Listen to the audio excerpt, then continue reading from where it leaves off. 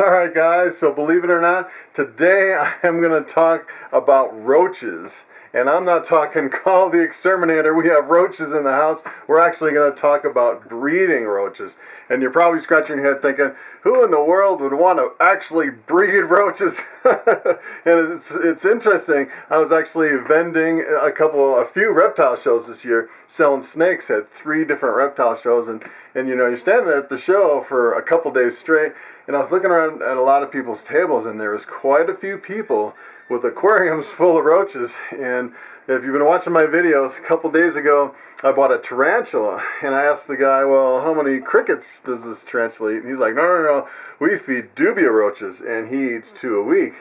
And I was like, all right, how much are your roaches? And believe it or not, he was selling roaches, Dubia roaches, for $1 a piece. I'm thinking, my tarantula, it's going to cost me $8 a month to feed my tarantula. So then I started thinking, you know, how I think, you know, let's save a little money, let's get into this, let's start breeding roaches. And that's kind of, you know, one thing led to another. And as a matter of fact, when I bought my Pac-Man frogs in the last couple weeks, you know, you guys know I've been getting into Pac-Mans. There was one frog that I bought, and his enclosure had probably almost a dozen roaches in there. And then I started realizing that there is a high demand for roaches. There's a lot of people making a lot of money. Roaches, there's big business. There's companies out there that are selling just an incredible amount of roaches, and that's all they do full time for a business is the roach business. And it's kind of weird to think about. If you're not used to the whole reptile, amphibian, tarantula, bug industry, it's kind of weird. One thing kind of leads to another. So let me show you my initial setup, what I'm thinking, that I'm just getting into it, and I'm starting my own little roach colony. So take a look at this. I have roaches in my little, I think they call these critter cages with the little sliding screen top, and I have a whole garage full of these cages from when I used to breed snakes, and then I had my rodents in here, and now they're just kind of retired, waiting for use. And I thought, well, why not breed roaches? And everything I see on the internet kind of suggests a similar setup. Most people are using just plastic totes. And the thing about roaches, the Dubia roaches can't climb up a smooth surface. So as long as you keep the top of all the material away from the top of the tank, they can't get out. And this one has a really nice screen top, so they really can't get out anyways, which is really nice. And almost everybody universally uses a type of egg crate like this, and the roaches tend to come up on the egg crate, and all the waste basically falls down to the bottom, and it keeps it really clean, and it's almost like a beehive, I guess, except we have roaches instead of bees.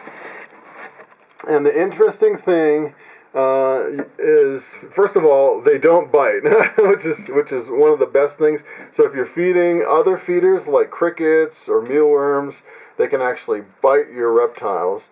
And these guys won't bite at all. It kind of freaks me out because you think they would bite you, but they won't. And the ones with the wings, so this one right here has wings, and that is a male. And the ones without the wings like this, these are females in there. It's kind of weird if you're not used to handling insects. You almost need, I feel like I almost need gloves or something, but nobody on the internet really uses gloves. And apparently they're really, really clean and self-sufficient, and they will eat just about anything. I'm actually using dog food, but they say they'll eat rabbit food, dog food, cat food. I actually have some oranges in here, and you can throw in carrots, bread, lettuce, just about anything, and they'll actually eat it. So everyone on the internet that I've kind of researched and looked at and breeding roaches, there's actually a social hierarchy in your roach colony, and if you have too many males, they start fighting and they'll kill each other and they'll eat each other's offspring, and apparently your production goes way down, which is really interesting. So people suggest having one male for up to 5 females. So if you see males, you feed them off first, and typically the females you keep for breeding or expanding your colony, or feeding off to reduce and maintain the size of the colony. So the other interesting thing as far as these roaches, these are not your common cockroaches. So if you go down south and everything's infested with cockroaches, these are not the same roaches. These are tropical roaches, and they only breed if the temperature is, I think they say, between 80 and 95 degrees, and ideally they'll breed at 90, 90 to 95. So if these got away in the house, and my house is typically pretty cold, about 65 degrees, they would not breed, and they'd eventually, the males only live a year, the females live about 2 years. So if you had a couple get away, they wouldn't live very long. They definitely wouldn't breed up here in the mountains at 9,000 feet, where it's typically in the 60s in most of my rooms.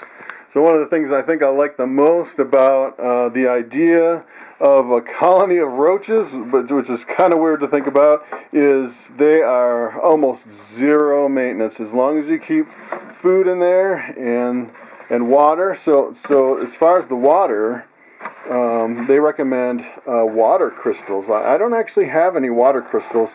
I ordered some, and they're actually supposed to be here today, but I don't have water crystals, so for now I'm just using the oranges for the water. But as far as the maintenance, people say they clean their colony about once every 2 or 3 months, which is pretty incredible. So one of the other big advantages of roaches, especially over crickets, that I've found is I've seen a lot of these big snake breeders, and they'll have lots and lots of snakes, and then they'll go, oh yeah, I think there's good money in geckos, and then they'll fill all the racks and tubs with geckos, and pretty soon the whole facility, you can hear it in the background, is a million chirping crickets. And the thing about roaches that I really like is they're completely silent, and you'll never hear any sound from a roach. So speaking of crickets, I've tried to raise crickets before, and I found they're extremely difficult to raise. And not only that, if you have a container with a lot of crickets, they get really smelly and stinky, and roaches have virtually no smell compared to crickets, and that's another positive. So I just got a tarantula yesterday, actually, if you watched that video, and it's a big female Brazilian white knee. And they say it eats roaches. So I thought maybe I'd pull a roach out and throw it up with the tarantula and see if it'll take it. So I thought I'd bring you guys along for the ride, and we can try to pull out one of these roaches here. See if I can pull out. Well, actually, yeah, I'm not sure if I want to pull that one out, because some of these are big females, and I really want my colony to really take off. So I was thinking maybe something a little bit smaller, a little bit, maybe like one of these little guys here. And I'm just going to put them, woo! That still kind of freaks me out. I don't know. You guys are kind of, I don't know, some of you guys might be a little squeamish about cockroaches, and I'm still trying to get used to them myself. They're just kind of, I find them just kind of, almost, I don't know, some people are kind of squeamish around tarantulas, and I was a little bit at first until I had a tarantula, and after a while I thought it was really cool. But cockroaches, I'm still a little, for some reason I think they're going to bite me. But people on the internet, they assure you that this definitely will not bite you. Alright, so here's my new tarantula in my room. Beautiful Brazilian white knee. And I'm going to try to feed him for the first time. I set up this light, and we'll see how this goes. See if he takes it. Hopefully the light won't kind of freak him out.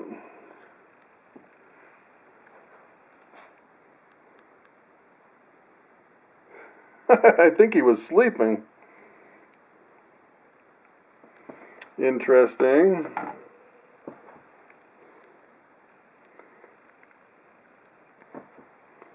Yeah, I should grab my tongs over here. Kind of scoot them the other way.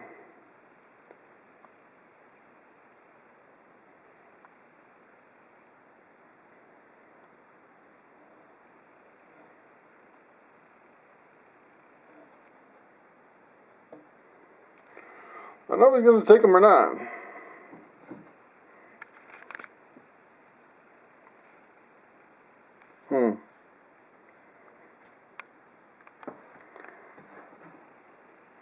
Maybe he's still trying to get used to the whole living in my living room, or living in my bedroom.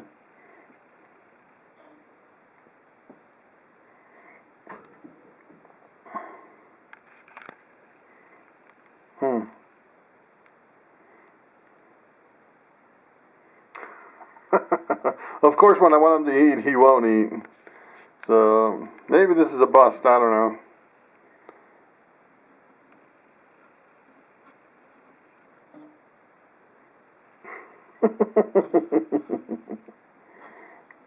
Maybe not, huh?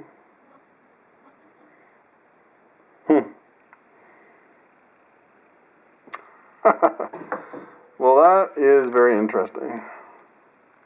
Not quite what I expected. I suppose now I gotta get the roach out of there, since he doesn't seem like he's gonna eat it. I guess.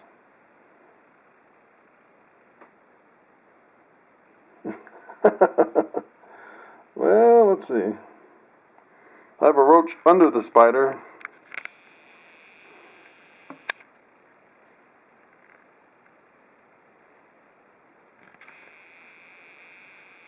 Not exactly what I was expecting.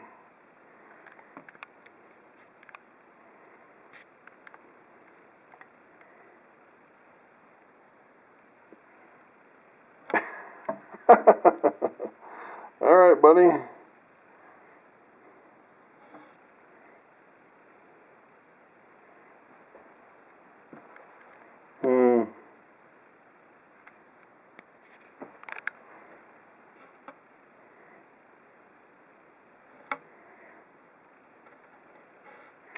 He's definitely in defensive mode.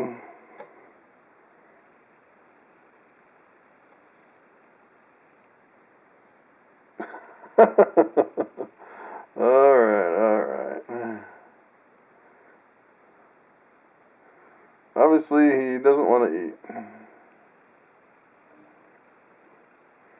Alright. I guess we'll save the cricket for another day.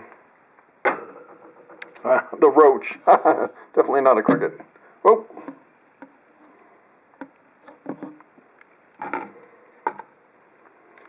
Okay, so that feeding video was a bust. Not very exciting. Maybe next time it'll be a little more exciting. So that roach is going back in the colony for another day. So one more thing I should tell you about these roaches is that they are afraid of light. You can't keep them in the light or they won't breed, so they say.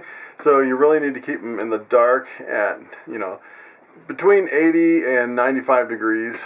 It's pretty typical. So another interesting fact about roaches is they don't actually lay eggs, which is kind of what I like. So you don't have the little tiny microscopic eggs all over like the beetles. You don't have little tiny microscopic roaches running all over. And what actually happens is the female has an egg sac that it keeps internally, and then she lays the egg sac right as the babies are ready to hatch. So it's almost like a pseudo live birth kind of thing, which I found kind of interesting.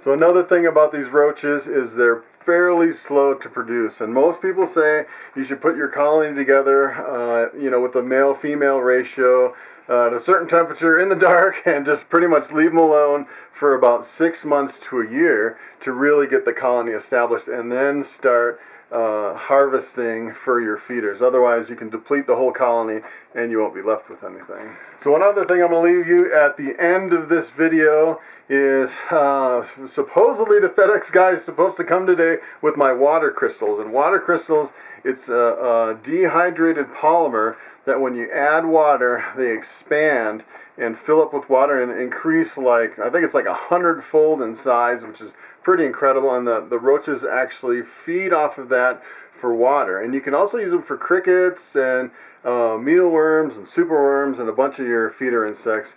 So if I can actually get that delivery before I can wrap this video up, hopefully today, then I'll show you a time lapse of the water crystals kind of absorbing the water, which would be pretty cool. So that's pretty much it for breeding roaches. I know it's a little bit crazy, a little bit off the wall kind of a video, and it just seems like, you know, you start down the road with frogs and spiders, and it's almost a natural progression to, you know, get into some of the feeder insects.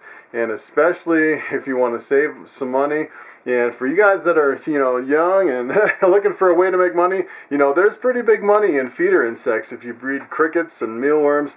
As a matter of fact, I know a guy, there's a website that the guy during the Depression, he didn't have any money, didn't have a job, and he had mealworms in his flour, and he actually started a business taking those mealworms out of his flour, using that as reptile food and selling it. And he grew his business, and now he has almost 50 employees and sells about 500,000 mealworms per week. That's how crazy it is. So if you're thinking about getting into the insects, it's a pretty good business. It's a niche market that everybody that has, you know, a bearded dragon, a frog, a tarantula, they all need insects to feed their animals. So that's pretty much it. Thanks for watching, and I will see you next time.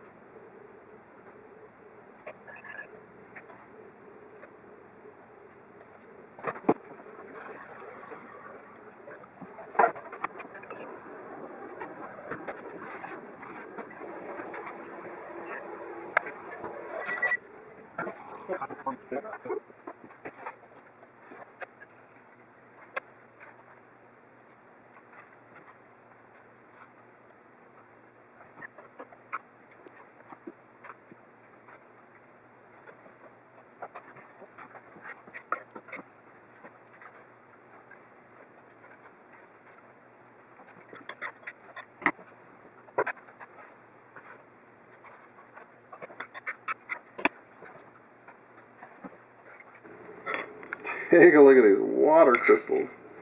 These are bizarre.